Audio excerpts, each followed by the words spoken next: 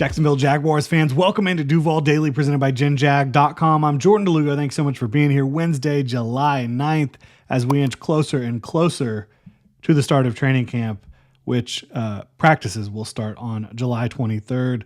Mentioned it yesterday, but if you haven't seen it, a lot of open practices. You can go check out the Jaguars training camp page on their website. Sign up for tickets. They are free. All that good stuff over at Jaguars.com. So fans will be able to attend a lot of those practices. There will be an in-stadium scrimmage as well for fans to attend. So it should be a lot of fun. I'm excited to get out there. That is for sure. But it is another day in the dead period, and it is another ranking. We've got ESPN compiling rankings from executives, coaches, and scouts, and there's over 70 executives, coaches, and scouts that were polled for this ranking and for all their positional rankings. And we've got edge rushers today. And edge rusher is always an interesting one for me because the Jaguars, they've got two very good edge rushers, Josh Hines-Allen, Trayvon Walker, right? So figuring out where they place or don't place in this case is an interesting exercise, right?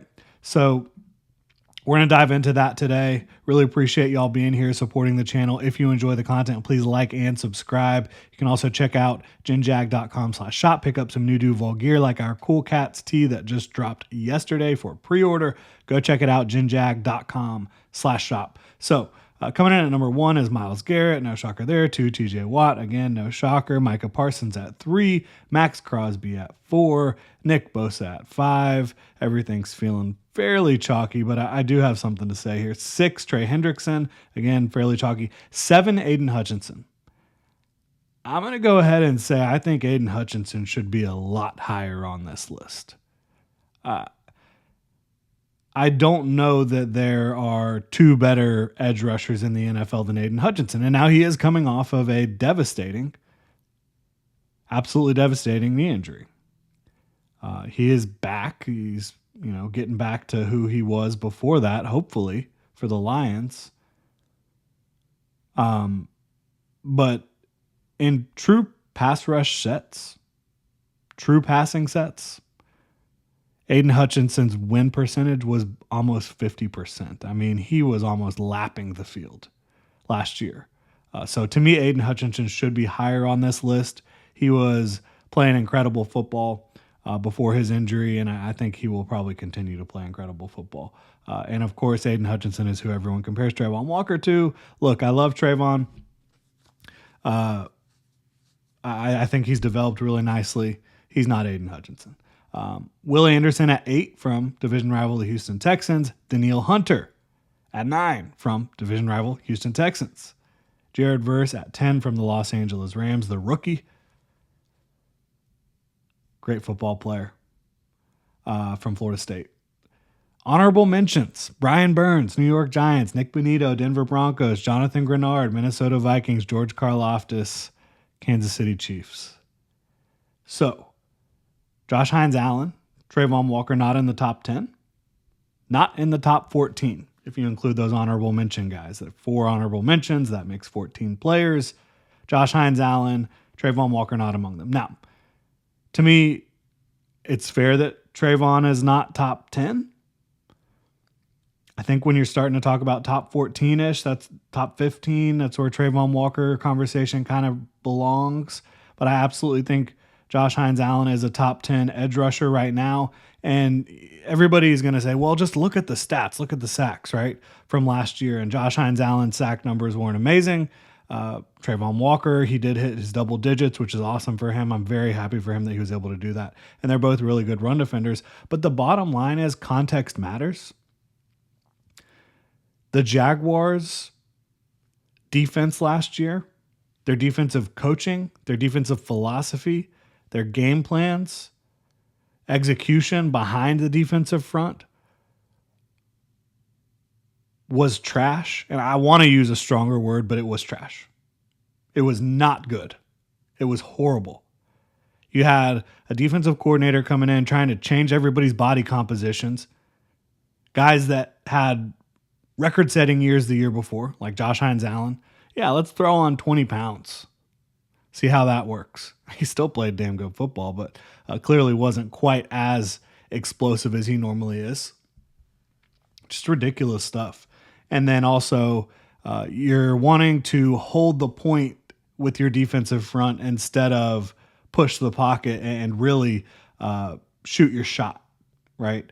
And they now have a defensive coach in Anthony Campanile, who has been described by Mason Smith as a coach that is wanting them to go try to make a play.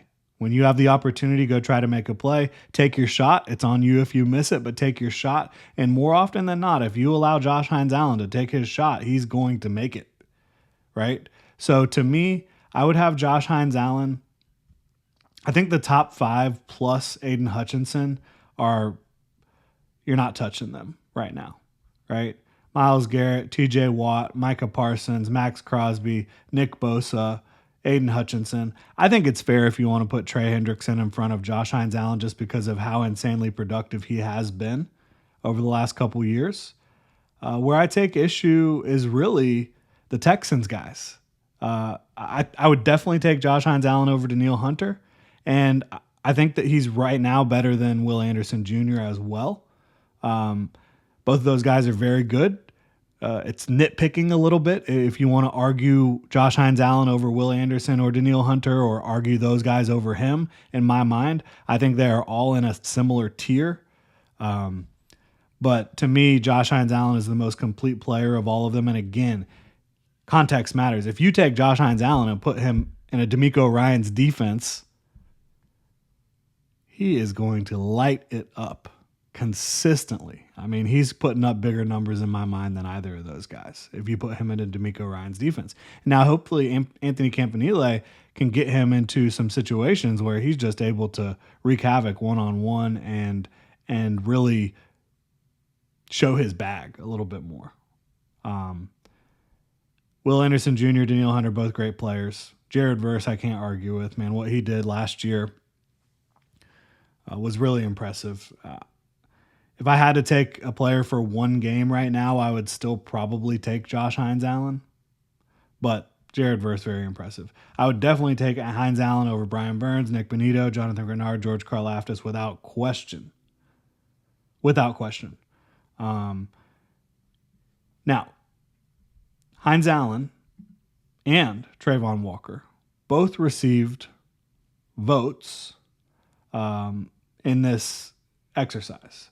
So the players that also received votes but weren't in the top 10 and weren't honorable mention are Josh Hines-Allen, Khalil Mack, Rashawn Gary, Trayvon Walker, Montez Sweat, Greg Russo, Chop Robinson. The Jaguars, by my count, are the only team that has 2 players that received votes or were in the top 10 or in the honorable mention outside of their division rival, the Houston Texans. So that is something that's to note. That's notable because even if they don't have Josh Hines-Allen as a top 10 guy, even if they don't have Trayvon Walker as a top 10 guy, it's clear that the NFL views that duo as one of the best in football. And it is one of the best in football, one of the best duos in the game at edge. You got 2 really good run defenders, 2 incredible athletes, hard workers, and a ascending pass rusher. And Trayvon Walker, who is, again, as a pass rusher entering the league, Trayvon Walker literally, he had the physical tools you're looking for, but he did not have any of the refinement, any of the experience that you're looking for a top edge rusher. And he has developed and developed and developed, and he is on a trajectory to be a very good edge rusher. He's still not there. The sacks do matter. I think he has become a good edge rusher from a pass rush standpoint. The fact that he's able to amass lots of pressures and sacks is impressive, but you want that pressure percentage, that pass rush win percentage to greatly increase in the coming years. Still a young player too, Trayvon Walker is. So I think the ceiling is really high, but this shows you that the NFL views these guys as one of the best duos even if neither of them is considered top 10 right now. And again, I think that's highly circumstantial, highly context induced rankings here. Like, to me, if you remove the context, there's no way you can't put Josh Hines-Allen in the top 10. But I digress. The bottom line is the Jaguars have one of the best duos in the game, and they are going to be critical for the Jaguars defense to have the type of success that they're looking for this year. I think that they're in a much better situation with Anthony Campanile and company, but it remains to be seen how that will play out. Campanile's still got to prove it. Everything so far has been sunshine and rainbows, and you absolutely love him. I like his teaching style. I like his coaching style, but he still hasn't called games yet, and he's got to be able to go out there and do that and get these players playing at the highest level that they can individually. And if they do that, I mean, you've seen it. They can be the league leaders as a duo in sacks. Trayvon Walker and Josh Hines-Allen. They did it in 2023, just over a year ago, right? So I'm excited to see what these guys can do. I think that this should put and I know Josh Hines-Allen sees stuff like this. He does. He pays attention to ranking. He cares about legacy. He wants to be the best in the league. He says that. He was close to the best in the league in 2023. In 2024, some really unfortunate things with the coaching staff and different things. But I think 2025 is going to be a massive year for Josh Hines-Allen, who is in his prime. I think he'll be on this list next year. Top 10. I'd be really surprised if he's not. Let me know what y'all think in the comment section below.